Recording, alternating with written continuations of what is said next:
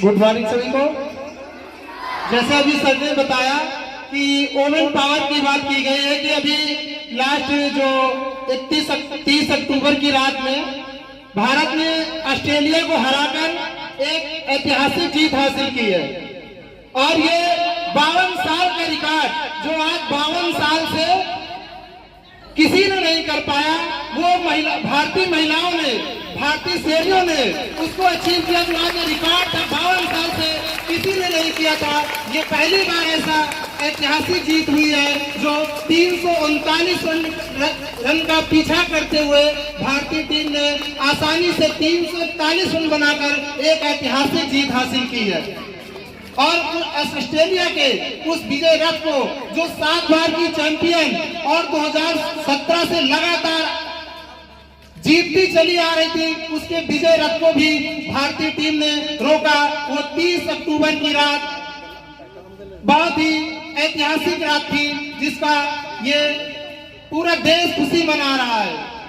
और उसकी मेन जो प्लेयर थी जो बहुत ही चर्चित चल रही है वो थी जेमिमा रॉड्रिग्स। आप लोग सुना होगा इस समय जेमिमा रॉड्रिग्स की बहुत ही चर्चाएं हो रही। ये जेमिमा है कौन, ये कौन थी, कैसे आगे आई है, ये आपको जानकर बहुत सी हैरानी होगी और इनके विषय में आपको जानना बहुत ही जरूरी है।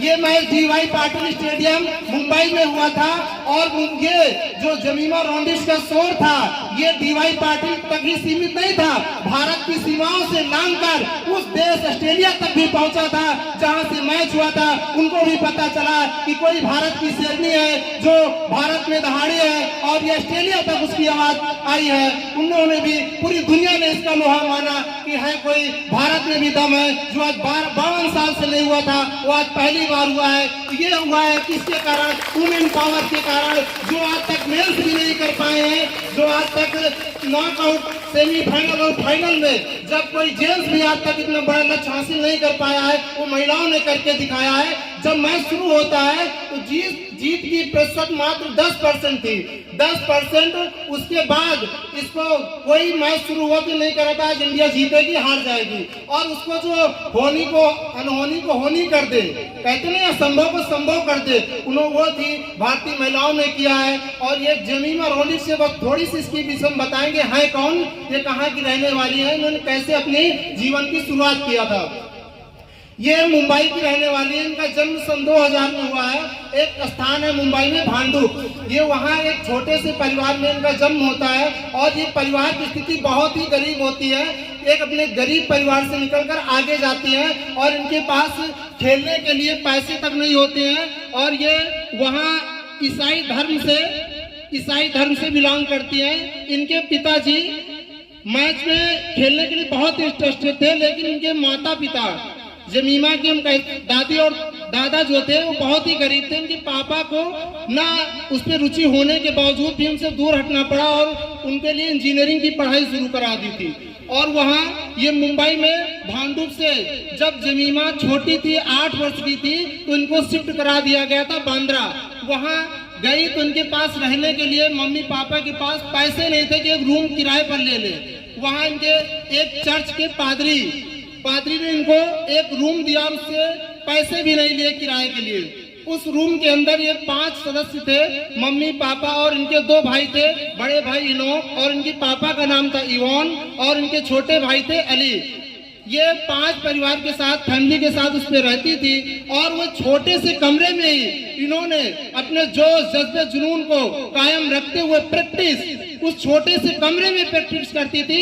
इनके पापा प्लास्टिक के बॉल से इनको प्रैक्टिस कराते थे और इनका भाई छोटा था, लेकिन वो दीदी जब शॉट मारती थी एक हाथ में तकिया लेकर के शॉट को रोकता था, हाथ से नहीं पकड़ता था, उसको डर था कहीं चोट न लग जाए, तो उसके लिए एक तकिया हाथ में लेकर के शॉट को रोकता था। और उस कमरे में ये खेल कर बड़ी हुई है। ये जब 10 साल की होती है तो इनको पापा को लगता है कि हमारी बेटी स्विंग गेंद नहीं खेल पाती है, तो उसके लिए क्या करते, पैसे नहीं होते, एक मशीन आती है स्विंग बॉल खेलने के लिए 1,20,000 की, वो मशीन खरीद कर लाते हैं और कर्ज लेकर के, पैसा नहीं होते, देखते हैं हमारी बेटी कितनी लगन है, तो उसके लिए 1,20,000 की एक मशीन खरीद कर लाते हैं और इनकी जो स्विंग बॉल होती है उसमें दिक्कत होती है खेलने की, उसकी प्रैक्टिस के लिए पैसा लगाते हैं और ये खेल कर आगे बढ़ती है। और जब 13 साल की होती है तो अंडर 19 में इनका सिलेक्शन होता है, वहां पर ये अच्छा प्रदर्शन करती हैं, तब जाकर के ये 2017 में आती है, पहली बार वनडे में इनको मौका मिलता है दक्षिण अफ्रीका के खिलाफ, अच्छा प्रदर्शन करती हैं। उसके बाद फिर ये पहली बार न्यूजीलैंड के खिलाफ आई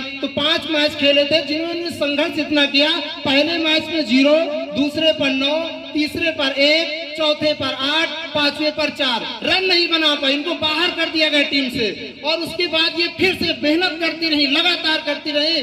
और उसके बाद एक चीज और आपको बताएं, बीच में थोड़ा सा मिस हो गया, 2011 का वर्ल्ड कप भारत ने जीता था, मेंस वर्ल्ड कप, और उसी समय ये 8 साल की मैच थी और मुंबई में ही रहती थी, मुंबई में ही वर्ल्ड कप मैच हुआ था, जीता।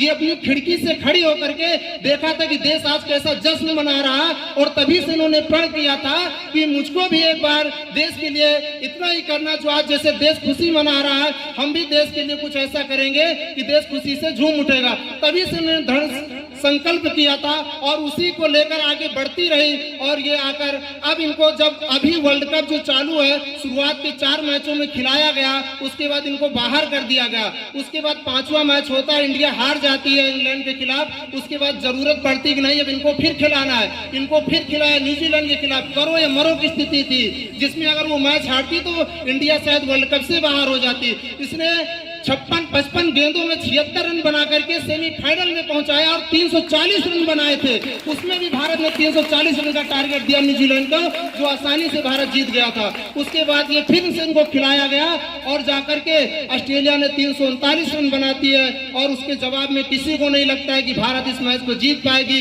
ये आकर एक छोर अंत तक संभाले रहती है शुरुआत से, और ये नाबाद जाती है, किसी हाल में ऑस्ट्रेलिया के सारे प्लेयर पस्त हो जाते हैं सारे प्रयास करके, जिनको हम कंगारू कहते हैं। कंगारू, उनकी फील्डिंग वर्ल्ड में नंबर 1 है, अगर गेंद आसपास भी होती है तो जंप लगा के रोकती है। कंगारू जानते हो ना कितनी जंप होती, कंगारू कहा जाता है। और उस ऐसी महिला को, ऐसी जज्बे, जोश जज्बा जिसके अंदर जुनून ऐसा है, उसके लिए जितना भी कहा जाए उसके लिए उतना ही कम है। ठीक है, 1 सेकंड। हाँ, बहुत बहुत